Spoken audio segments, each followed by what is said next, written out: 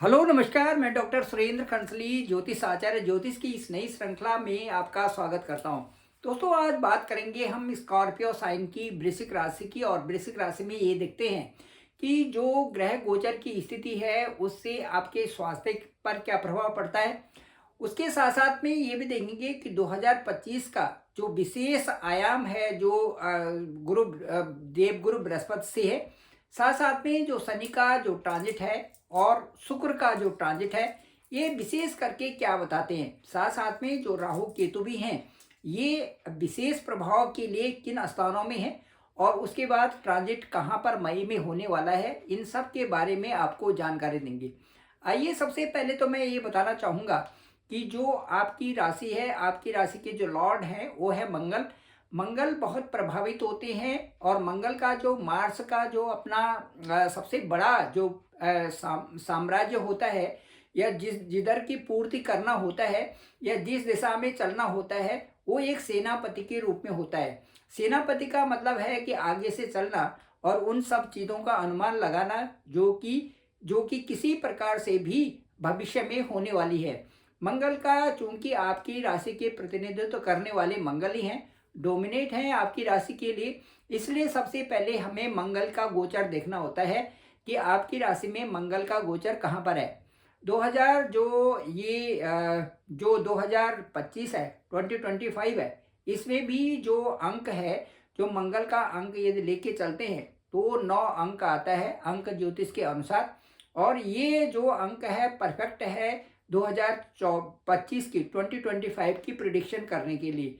सबसे पहले अभी जो गोचर है उसको देख लेते हैं। और गोचर से सबसे पहले देखते हैं, क्योंकि आप ही की राशि है, आप ही की राशि के लॉर्ड हैं, तो आपकी राशि और आपकी राशि के लॉर्ड जो हैं, ये दोनों बताएंगे कि आपका स्वास्थ्य और आप पे जो विशेष करके 2025 का जो प्रभाव है वो क्या होने जा रहे हैं। चलिए देखते हैं। मंगल आपकी जो राशि के लॉर्ड हैं और आपकी राशि 8वीं राशि चक्र की 8वीं राशि है, वृश्चिक राशि, स्कॉर्पियो।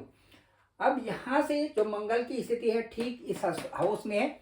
जो 12 हाउसेज है उसमें से जो नवम हाउस है उसमें मंगल का गोचर इस समय चल रहा है। नवम हाउस हमारा बताता है कि हमारे भाग्य का बताता है, साथ साथ में हमारे उन कार्यों को बताता है जिनको करने के लिए हम उद्यत होते हैं पूरे साल भर। भाग्य का मतलब है कि भाग्य को आगे बढ़ाने वाला अंक, वहां पर जो अंक है और जो वहां पर ग्रह गोचर कर रहा है, वो दोनों से हम ये ले सकते हैं कि इस साल में हमारी क्या रीच होने वाली है, कहाँ तक हम पहुंचने वाले हैं। इसकी जो धुरी है वो यहाँ पर 4 अंक है। 4 अंक का मतलब है कि वहां पर कर्क राशि, और कर्क राशि के जो लॉर्ड हैं वो है मंगल। मंगल वहां पर कर्क राशि के साथ में है। इसका मतलब है सौहार्दपूर्ण है, लेकिन साथ साथ में ये भी देखना है कि मंगल वहां पर नीच के भी हैं। तो नीच का जो प्रभाव है वो तो देखने को मिलेगा। इसका मतलब है कि इस समय उतार चढ़ाव चल रहा है भाग्य में, और उस समय कार्यों को भी करने में कई सारे कार्य ऐसे प्लेटफॉर्म पे हैं जिनको कि पूरा होना है, ये दिखाता है वहां पर आपका मंगल। साथ साथ में मैं ये दिखाऊंगा कि जो यहाँ पर राहु है, यहाँ मंगल है, ये आपका शरीर है।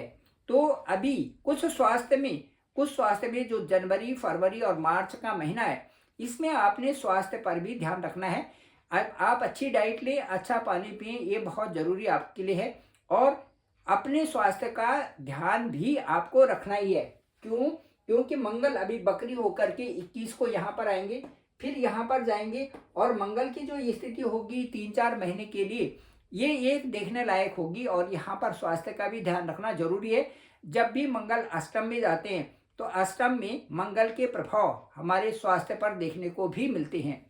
चलिए ठीक है। उसके बाद मंगल के साथ साथ में, अब मंगल हमने देख लिया, मंगल के बाद हम जाएंगे कि यहाँ पर जो मंगल के साथ में जो सूर्य है कैसे प्रभावित करते हैं। मंगल और सूर्य, ये दोनों की स्थिति देखते हैं तो सूर्य इस समय आपके ठीक जो है 3rd हाउस में गोचर कर रहे हैं। यहाँ पर 3rd हाउस में सूर्य का गोचर करना आपको कई प्रकार से जो जनवरी से फरवरी, 14 फरवरी तक का जो यहाँ पर है, ये कई प्रकार से आपकी स्किल को डेवलप कर रहे हैं।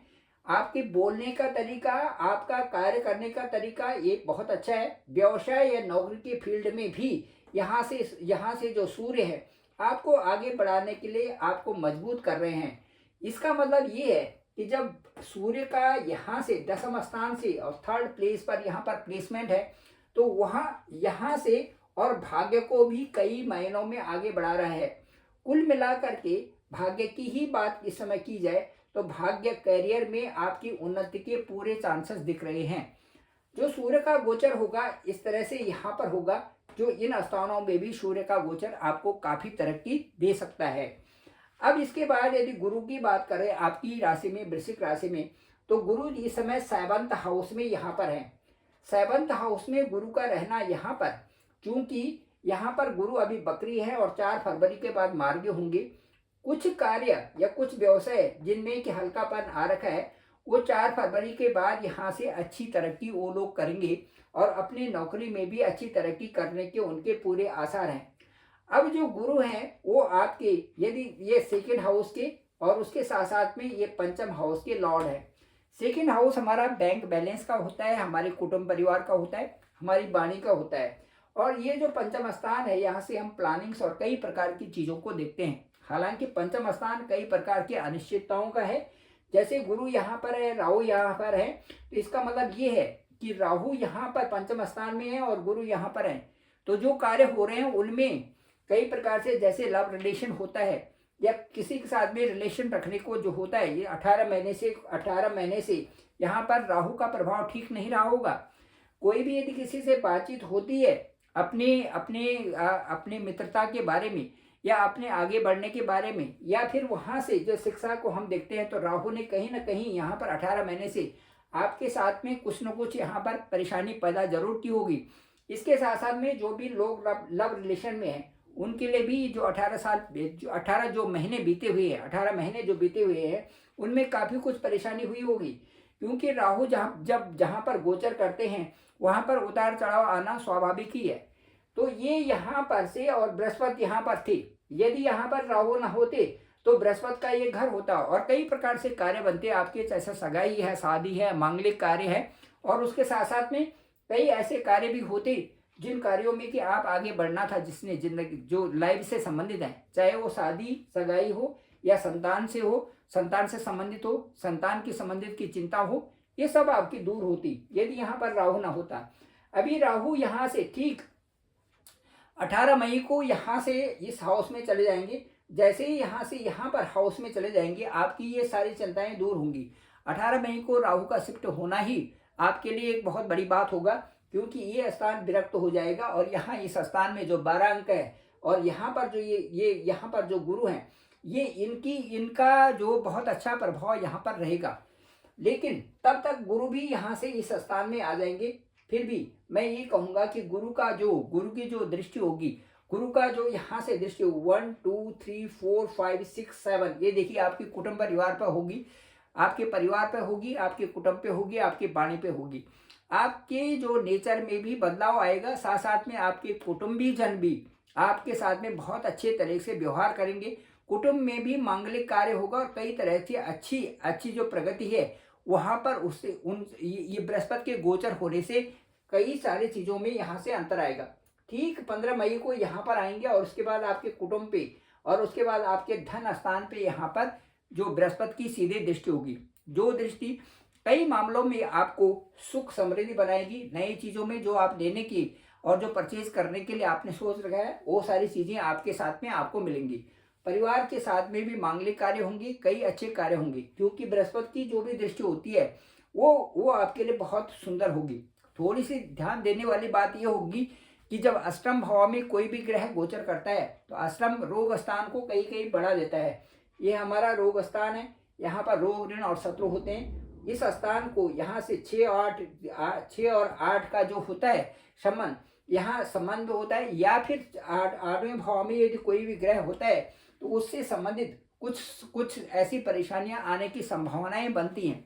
जैसे जो बृहस्पति है, कई बार इसमें फैटी लीवर है या इंडाइजेशन सिस्टम है या इसके साथ साथ में जो संबंधित बीमारियां हैं उनको उनकी तरफ संकेत करता है। यहाँ पे मोटापा है, ये सारी चीज़ें, थायराइड है, ये चीज़ें थोड़ी बहुत यहाँ से होने की संभावना बनती है।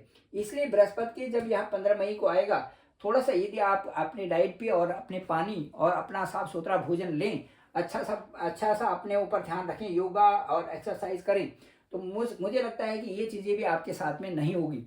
तो ये सारी चीज़ें हैं। और इसके साथ साथ में यदि और चीज़ें देखी जाए, राहु का गोचर मैंने बताया, इसी तरह से केतु भी यहाँ पर है। केतु भी यहाँ पर आ जाएंगे 15 मई के बाद, तो आपकी धन से संबंधित जो स्रोत हैं, कई प्रकार के जो कमाने के तरीके हैं, उनमें बढ़ोतरी होगी और आपके जो है इनकम भी बढ़ेगी। तो ये 15 मई के बाद कई सारी चीज़ें आपके लिए बहुत अच्छी हो रही हैं, वो आपके ग्रह गोचर के अनुसार साफ साफ दिखाई दे रही है। अब यहाँ पर जो शनि है, महत्वपूर्ण आपकी राशि में जो शनि है, ये ठीक यहाँ से और यहाँ पर आ रहे हैं, और ये आते हैं 29 मार्च 2025 को, जो कि एक महागोचर होगा। महागोचर इसलिए कि 2.5 साल एक प्लेटफॉर्म पे रहते हैं, एक जगह में रहते हैं, ये बड़ी बात होगी।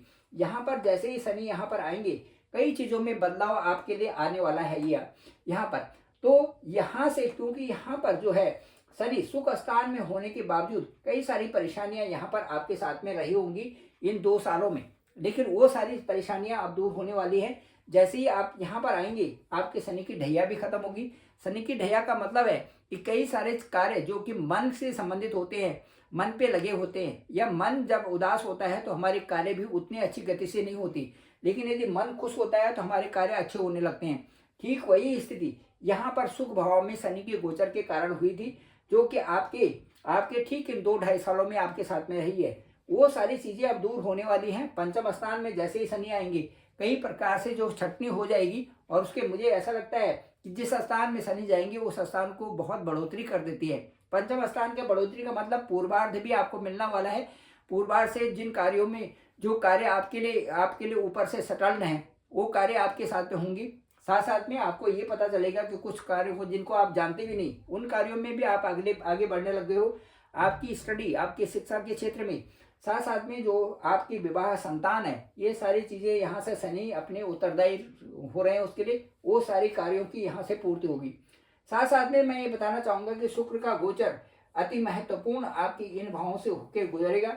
तो ये शुक्र का गोचर आपको 2025 में विशेष परिणाम देंगे। और शुक्र मतलब संपत्ति, शुक्र मतलब संपदा, शुक्र मतलब सुख, शुक्र मतलब काम वासना, ये सारी चीज़ें शुक्र से संबंधित होती हैं। जब शुक्र हैं तभी ये चीज़ें, सारी चीज़ें हैं। आपका रहन सहन, आपका जो अच्छा रहन सहन, आपका अच्छा खान पान, आपका अच्छा जो है गाड़ी बंगले, ये सारी चीज़ें शुक्र से ही संभव है। शुक्र का गोचर बेहतर रूप से आपके इन स्थानों में होगा। और उसके बाद जैसे ही शुक्र यहाँ पर आएंगे, आपको जो आपकी शादी सगाई, इसमें भी शुक्र की बहुत बड़ी भूमिका होती है, क्योंकि सप्तम स्थान के कारक भी शुक्र होते हैं। शुक्र जैसे जैसे इन स्थानों में गोचर करेगा, यहाँ पर इन स्थानों में आएगा, बहुत सारी सुख संपत्ति आपको पूरे साल में मिलने वाली है। यदि मैं कुल मिला के कहूँ कि 2025 आपके लिए बहुत बेहतर समय होगा। आप अपने कार्यों में लगे रहे, केवल अपने कार्यों में लगे रहे, अपने ऊपर ध्यान दें, केवल अपने ऊपर ध्यान दें, और अपनी जो ज़्यादा जिस फील्ड का आपको ज़्यादा अनुभव है, उन्हीं कार्यों को आगे बढ़ाएं, ताकि आपको कई प्रकार से फायदा उसमें होने वाले हैं। Thank you very much. मैं डॉक्टर सुरेंद्र खंसली, ज्योतिष आचार्य। डिस्क्रिप्शन पे मेरा नंबर है 9868280191। आप डायरेक्ट मुझे कॉल भी कर सकते हैं। आपका कॉल मैं पिक करूंगा। जानेंगे कि आपका लग्न क्या है, आपकी राशि क्या है, उसके साथ साथ ग्रह गोचर कहाँ पर कर रहे हैं, और अभी गोचर में ग्रह क्या है, इन सब का विश्लेषण करके आप तक पहुंचाया जाएगा। मुझे लगता है आपके साथ जो वार्ता होगी वो आपको पूर्ण संतुष्ट करेगी। वार्ता में आप खुश होंगे, और मुझे लगता है कि उससे आप पूर्ण संतुष्ट होकर के पूरे साल आपके लिए बहुत अच्छा रहेगा। चलिए, मेरे इस चैनल को आप जरूर लाइक करें, शेयर करें, सब्सक्राइब करें, कमेंट्स भी करें, सभी लोगों तक भेजें, ताकि सबको इसका फायदा हो सके। Thank you very much. आप सभी लोगों का आभार, आप सभी लोगों का धन्यवाद।